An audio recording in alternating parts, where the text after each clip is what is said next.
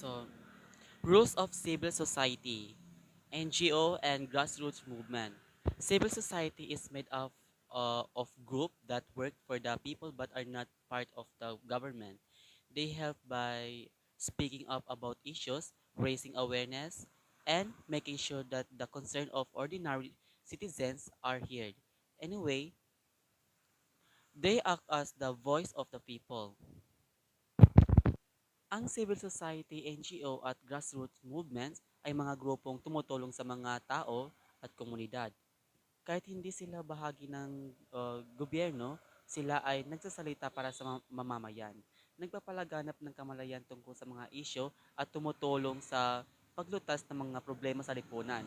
Mahalaga sila dahil sila ang nagiging boses ng ordinaryong mamamayan at tumutulong upang magkaroon ng pagbabago at kaunlaran sa komunidad.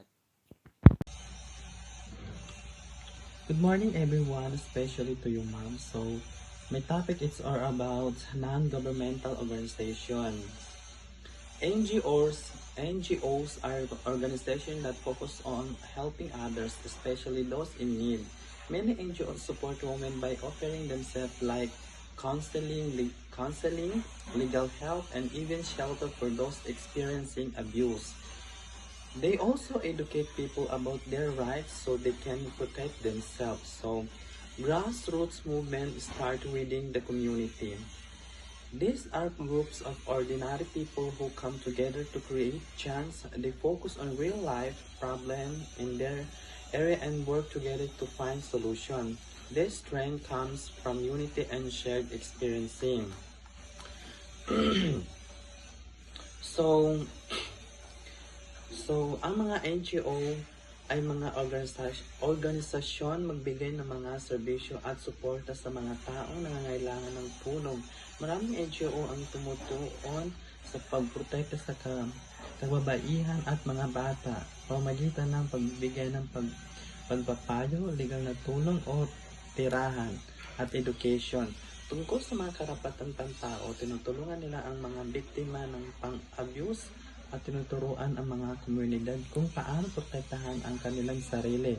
Sa pamamagitan ng kanilang mga programa, ang mga NGO ay tumutulong ng mapabuti ang buhay at maraming Pilipino at itaguyod ang pagkakapantay-pantay ng lipunan. So, grassroots movement. So, ang mga grassroots movement ay nabuo ng mga ordinaryong tao sa komunidad na nagtutulungan upang malutas ang mga lokal na problema. Makapangyarihan ang mga grupong ito dahil naiintindihan nila ang mga tunay na karanasan at pangangailangan ng mga tao sa kanilang paligid.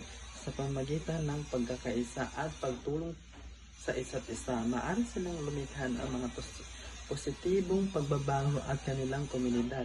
Ang kanilang pagtutulungan at ibinahaging layunin at nagbibigay inspirasyon sa iba na lumahok sa pagpapahusay ng lipunan.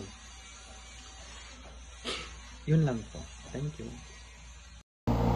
I am the last reporter, Musa Junor M, and my topic is all about Philippine laws and policy for women. First, Magna Carta of Women, also known as RA 9710.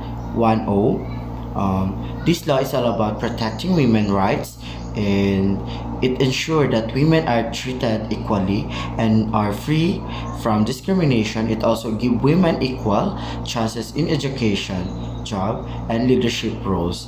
And this law is remind us women are important in building the nation.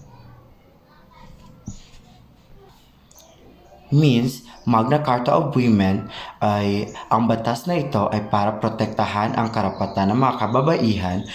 Sinisiguro nito na tratuhin sila ng pantay at walang diskriminasyon. Binigyan din ito ng parehong pagkakataon ang mga babae sa pag-aaral, pagtatrabaho at paghawak ng posisyon sa pamumuno. At ipinapaalala nito na mahalaga ang papel ng kababaihan sa pag-unlad ng batas o ang bansa. The second one is GAD budget policy, also known as the gender and development. Budget policy requires the government to set aside a part of its budget for programs that support women. This help funds projects for women's health, education, and livelihood. It showed that gender equality is a priority. Kumbaga, ang patakaran na ito ay pag-uutos sa gobyerno na maglaan ng bahagi ng pondo para sa mga programang makakatulong sa mga kababaihan. Ginagamit ito para sa kanilang kalusugan, pag-aaral at paghahanap buhay. Ipinapakita nito na mahalaga ang prioridad ang pagkapantay-pantay para sa lahat ng kababaihan. The last one is Anti-Violence Against Women and Their Children Act RA 9262. This law protects women and children from the different kind of abuse. One of these is physical, emotional, and even financial. It is also provides support and legal protection for the victims. This law is important because it helps create safe an environment for families. Kumbaga, ito ay pinoprotektahan ng batas na ito ang mga babae at bata laban sa lahat ng uri ng pananakit. Nandito na yung, gaya nga sabi ko kanina, physical, emotional, at even financial. Nagbibigay din ito ng tulong at proteksyon sa mga biktima. Mahalaga ito upang magkaroon ng ligtas at maayos na tahanan at pamumuhay ang bawat pamilya. That will be thank you.